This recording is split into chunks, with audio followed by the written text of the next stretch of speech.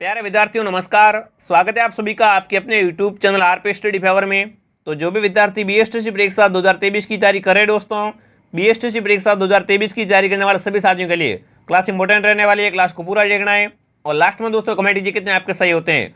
ये क्लास दोस्तों आपकी स्पेशल हिंदी व्याकरण की क्लास रहने वाली है। जिसकी भी दोस्तों हिंदी कमजोर है या फिर आपको लग रहा है कि मेरी हिंदी की तैयारी कैसी आपको जांचना है, तो इस क्लास को पूरा देख लो।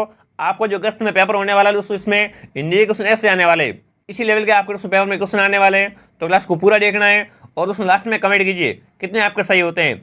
सारे क्वेश्चन इंपॉर्टेंट है दोस्तों, हिंदी के ऐसे क्वेश्चन बहुत ज़्यादा आते हैं एग्जाम में।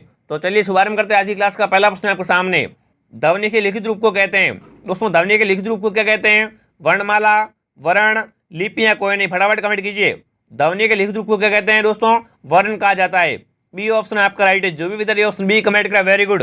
ध्वनि के लिखित रूप को वर्ण कहते हैं और हिंदी भाषा में वर्ण वह मूल ध्वनि है जिसका विभाजन नहीं किया जाता है।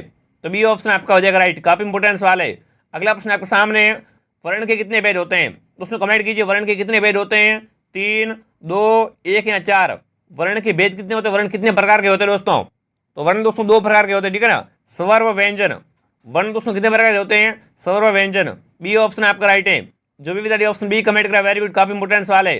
अगला प्रश्न आपके सामने, हिंदी वर्णमाला में स्वरों की संख्या बताओ दोस्तों। हिंदी वर्णमाला में स्वरों की संख्या कितनी है? 13, 12, 11 या 15? हिंदी वर्णमाला में स्वरों की संख्या कितनी है? फटाफट कमेंट कीजिए। बहुत बढ़िया। तो इसका सही उत्तर दोस्तों, ठीक है ना, ऑप्शन नंबर सी। हिंदी वर्णमाला में 11 स्वर होते हैं। सी ऑप्शन जो भी कमेंट करा वेरी गुड। ये दोस्तों हिंदी व्याकरण के टॉप लेवल के क्वेश्चन है। ऐसे प्रश्न आपके एग्जाम आने वाले हैं। अगला देखिए, धीरे धीरे दोस्तों क्या है, प्रश्नों का लेवल भी बढ़ेगा। अगला देखिए, हिंदी वर्णमाला में व्यंजनों की संख्या कितनी बताओ भाई। हिंदी वर्णमाला में व्यंजन कितने होते हैं? 11, 33, 25 या 9? सभी को बताओगा ये तो। हिंदी वर्णमाला में दोस्तों व्यंजन कितने होते हैं? व्यंजन दोस्तों आपके कितने होते हैं? फटाफट कमेंट कीजिए। तो व्यंजन दोस्तों आपके 33 है, ठीक है ना? हिंदी वर्णमाला में व्यंजनों की संख्या कितनी है? 33 व्यंजन होते हैं। बी ऑप्शन आपका राइट है। काफी सरल और इंपॉर्टेंट क्वेश्चन है। अगला प्रश्न आपके सामने, स्पर्श व्यंजन कितने होते हैं बताओ भाई।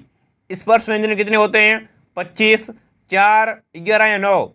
स्पर्श व्यंजन कितने होते हैं? फटाफट कमेंट कीजिए। काफी इंपॉर्टेंट सवाल है।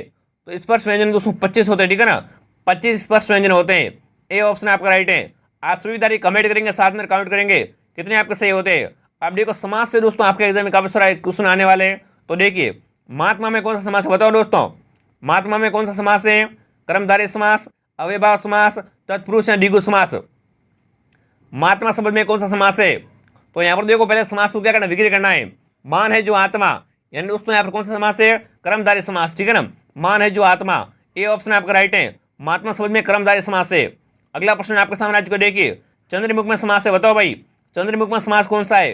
अव्ययभाव समास, कर्मधारय समास, तत्पुरुष या द्विगु समास? चंद्रमुख में कौन सा समास है? फटाफट कमेंट कीजिए। चंद्र के समान मुख, ठीक है ना?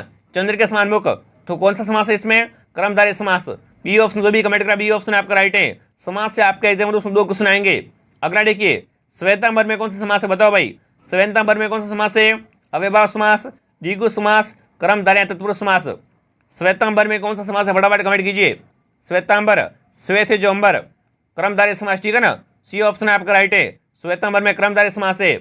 अगला प्रश्न आपके सामने आज को देखिए, त्रिलोक में समास है बताओ भाई। त्रिलोक में कौन सा समास है? अव्ययभाव समास, बहुब्रीहि समास, तत्पुरुष समास या द्विगु समास? त्रिलोक शब्द में कौन सा समास है? फटाफट कमेंट कीजिए। तीनों लोकों का समाहार, यानी अर्थात द्विगु समास है, ठीक है ना? त्रिलोक में दोस्तों कौन सा समास है? द्विगु समास। डी ऑप्शन आपका राइट है। अगला प्रश्न आपके सामने आज को देखिए, सप्तऋषि में कौन सा समास है? सभी विद्यार्थी कमेंट कीजिए। सप्तऋषि में कौन सा समास है? अव्ययभाव समास, द्वंद्व समास, कर्मधारय समास या द्विगु समास? सप्तऋषि में कौन सा समास हो जाएगा? फटाफट कमेंट कीजिए। 7 ऋषियों का समूह, ठीक है ना? 7 ऋषियों का समूह। डी ऑप्शन आपका राइट है, ठीक है ना? सप्तऋषि में द्विगु समास है। डी ऑप्शन जो भी कमेंट करा, डी ऑप्शन आपका राइट है दोस्तों। और अब तक आपने वीडियो को लाइक नहीं किया है, वीडियो को लाइक करके चैनल को सब्सक्राइब कर लीजिए। यहाँ पर आपको संपूर्ण बीएसटीसी परीक्षा 2023 की जारी करवाई जाएगी और ये सारे दोस्तों हिंदी के इंपॉर्टेंट क्वेश्चन है। अगला देखिए, पंचवटी में कौन सा समास है बताओ भाई। पंचवटी में कौन सा समास है? अव्ययभाव समास, द्वंद्व समास, कर्मधारय, द्विगु समास? पंचवटी शब्द में कौन सा समास है? 5 वटों का समूह, ठीक है ना? द्विगु समास इसमें, ठीक है ना? 5 वटों का समूह पंचवटी। तो डी ऑप्शन आपका राइट है। पंचवटी में द्विगु समास है। 12वां प्रश्न आपके सामने आज को देखिए, संवाद में उपसर्ग है बताओ भाई। संवाद में कौन सा उपसर्ग है? सम उपसर्ग पे, से उपसर्ग पे, दोनों या कोई नहीं? संवाद शब्द में कौन सा उपसर्ग है, फटाफट कमेंट कीजिए।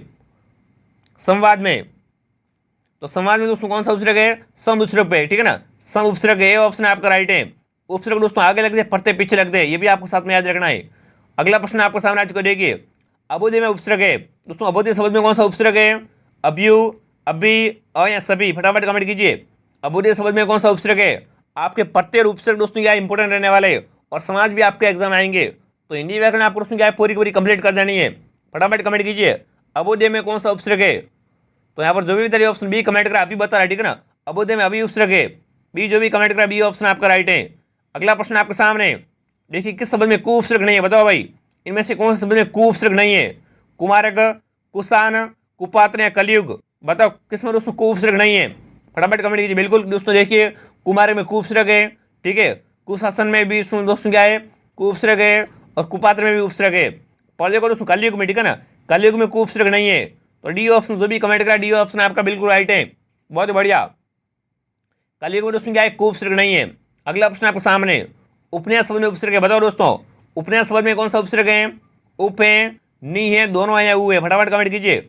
उपन्यास शब्द में कौन सा उपसर्ग है, उपन्यास शब्द में दोस्तों कौन सा उपसर्ग है, देखिए उप पहले तो उप आएगा, ठीक है ना, उप धन, नी आएगा, उसके बाद धन क्या आएगा दोस्तों, आस आएगा, यानी क्या आएगा दोस्तों, उप और नी भी है, यानी सी ऑप्शन आपका राइट है, दोनों है, ठीक है ना।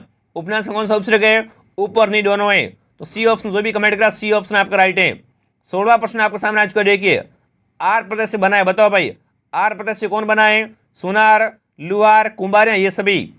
आर प्रत्यय किसमें, प्रत्यय पीछे लिख दिए हमेशा, ठीक है ना, तो देखो सुनार, लुहार, कुंभार, ये सभी, तो ये सभी आपका राइट, ठीक है ना, तीनों दोस्तों क्या है आर प्रत्यय है, तो डी ऑप्शन जो भी कमेंट करा डी ऑप्शन आपका हो जाएगा राइट। 17वां क्वेश्चन आपके सामने, तो बुलेकड़ में पढ़ते हैं, बताओ भाई बुलेकड़ शब्द में कौन सा पढ़ते हैं, कड़ पढ़ते हैं, अकड़ पढ़ते हैं, अड़ा पढ़ते हैं, ये सभी। दोस्तों इस क्लास की पीडीएफ के लिए आप हमारे टेलीग्राम चैनल आर पे स्टडी फेयर को ज्वाइन कर लीजिए, वहाँ पर इस क्लास की आपको पीडीएफ मिल जाएगी।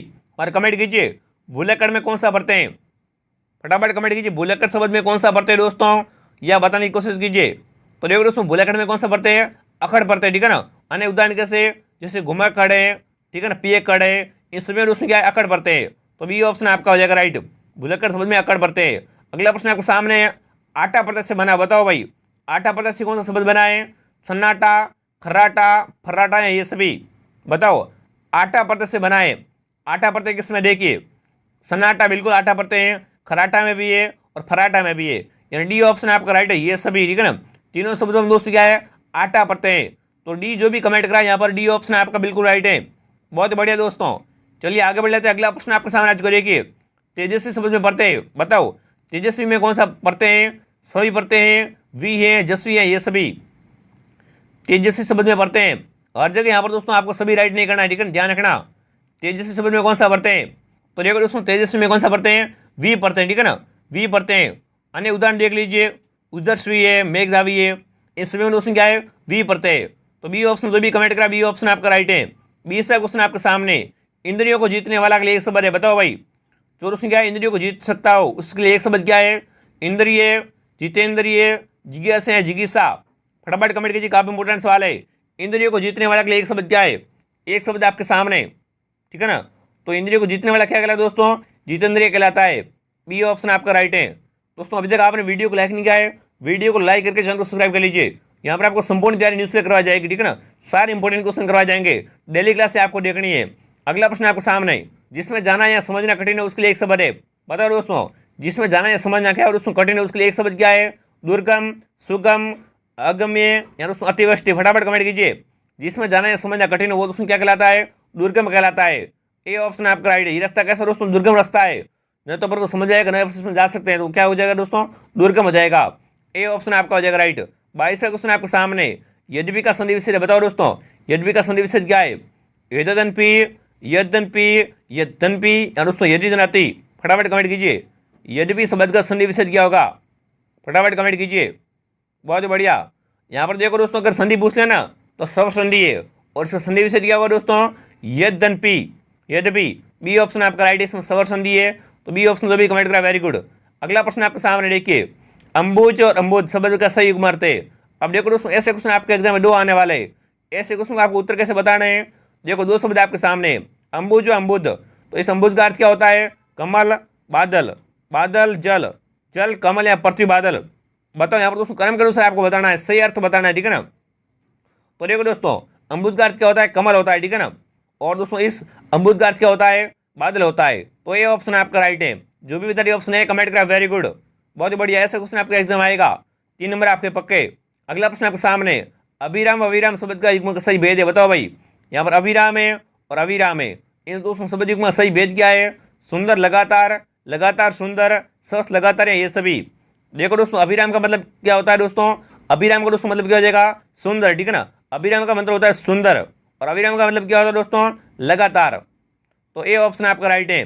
अभिराम का मतलब हो जाएगा सुंदर और अभिराम का मतलब हो जाएगा लगातार। तो ये जो भी कमेंट करा, वेरी गुड। अब चलते दोस्तों इस क्लास के आखिरी सवाल की तरफ।